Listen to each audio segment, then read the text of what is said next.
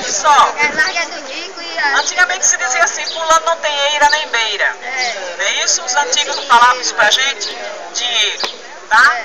Você só vai construir esse teto, esse tipo de teto, se for realmente uma casa importante. Tanto é que o convento tem eira, beira e tribeira.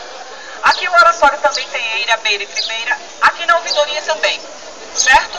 Então, gente, quanto mais alta a classe social, mais capacidade realmente você tem de gastar um pouco mais.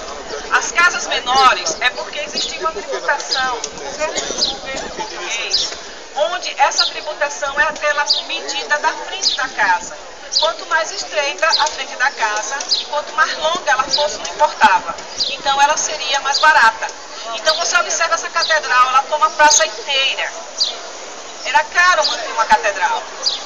Era caro manter exatamente os locais no caso aqui seria de apenamento, né? Essa casa daqui foi de apenamento. Essa casa aqui, você vê as grades como são grandes, era onde você colocava os apenados. Algumas pessoas daqui de Penedo falam, né, os antigos, isso é uma oralidade. A gente não tem os documentos ainda. Mas essa parte daqui de baixo era toda colocada de apenados. E muitas vezes você não tinha condições financeiras de manter esses apenados. Então o que é que você fazia? Você colocava as correntes e colocava eles diretamente no rio. Provavelmente muitos apenados estão mortos no rio. Dizem que esse rio é mal assombrado devido a isso. Não sei se é verdade. A gente vai dar um mergulho agora.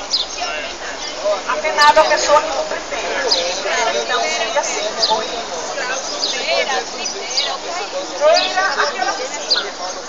Beira, beira.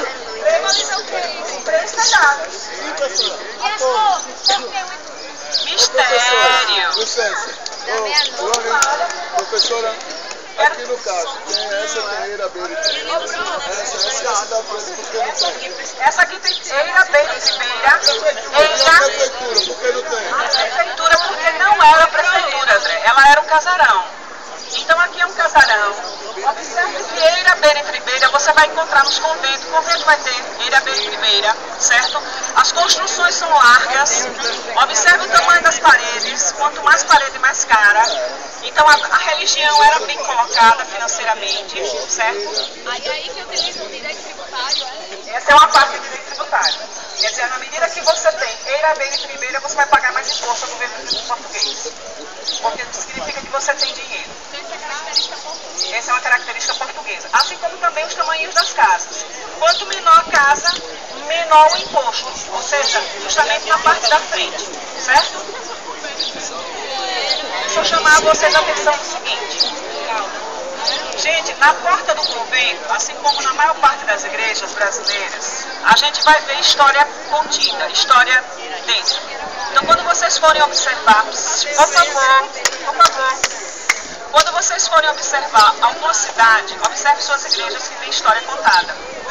No Nossa Senhora dos Anjos, a gente vai ver o caso seguinte: existem índios em forma de anjos e existem negros em forma de anjos. Os franciscanos foram os que investiram nos negros e nos índios, mostrando a sua alma, tá? Para os portugueses antigos, os índios e os negros não tinham alma. E os franciscanos foram os grandes responsáveis por essa miscigenação brasileira, mostrando que nós tínhamos alma, tá? Apesar de toda uma estrutura de estudo não ser unicamente europeia, não ser respeitada a cultura, que hoje é a grande luta dos quilombolas, dos indígenas, em resgatar a cultura.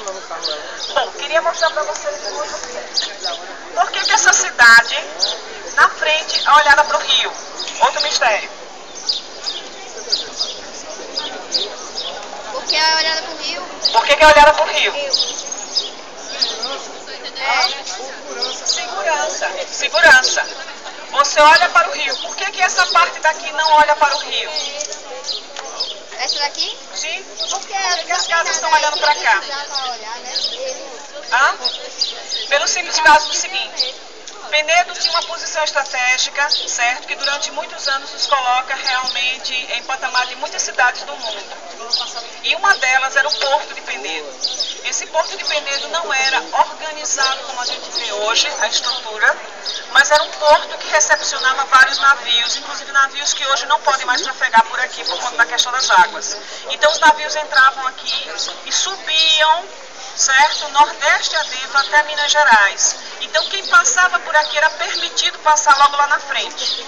Existia toda uma armada, observando, nós temos alguns naufrágios também famosos por aqui, certo? Tem uma casinha ali, branca e amarela. Aquela casa pertenceu à primeira mulher que retirou o título eleitoral aqui em Penedo. Ela se chamava, deixa eu passar o ônibus, Honorina Teles de Aguiar. Tá? A dona Honorina Teles de Aguiar, ela não era uma feminista, tá? Nós temos a nossa querida feminista, que é a Lili, né? Que ela realmente, ela lutou muito pela infância e juventude em Maceió.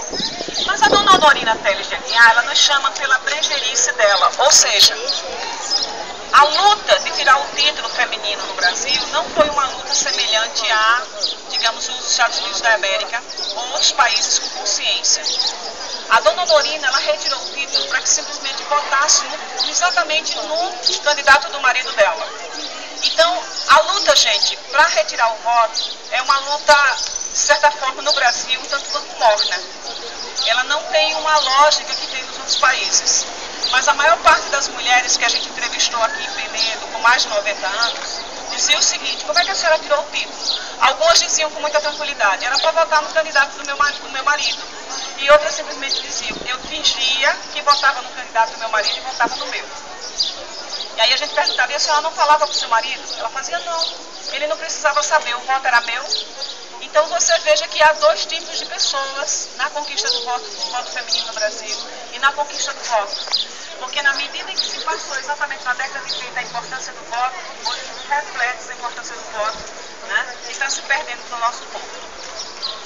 Uma outra coisa que eu quero mostrar para vocês. Continuam perguntando por que Duas Torres? Você só precisa de uma para badalar o sino. Matando a charada. Toda cidade do mundo que tem as igrejas com duas torres é para observatório. Ninguém precisa de dois sinos. Basta um sino para convocar as pessoas para os horários. As igrejas tinham essa função. Já que você não tinha uma facilidade tanto de relógio, a igreja batia 4 vezes ao dia, para mostrar de 6 em 6 horas a batida do tempo. E ela marcava isso com orações. Então a igreja em geral, ela marcava a vida das pessoas naquela época, bem como a sua segurança. Porque na medida que viesse um cargueiro estranho, ela começava a badalar o sino e todo mundo entrava em alerta, certo? Uma cidade como Penedo, ela é considerada uma cidade boa para a defesa, por isso que foi escolhida exatamente por Maurício Nassau. Quando a gente estiver lá no Museu do Paço Imperial, vocês vão ver uma pintura muito bonita sobre Maurício Nassau. Observe o seguinte: vocês na Casa do Penedo, vocês observaram o tipo de instrumento de segurança dos escravos. Os escravos eram apenados e foram o primeiro elemento que perdeu, digamos assim, que foi reconhecido ao aspecto humano, foi reconhecida a sua personalidade para ser apenado. Isso aconteceu em 1840. Então, desconfie exatamente de quando você dá direito aos outros, porque nem sempre os direitos são dados para nos ajudar, né? Faço essa reflexão. Outro aspecto que eu quero mostrar para vocês da cidade de Penedo é a capacidade que a gente tem hoje de estar sendo preservado, certo?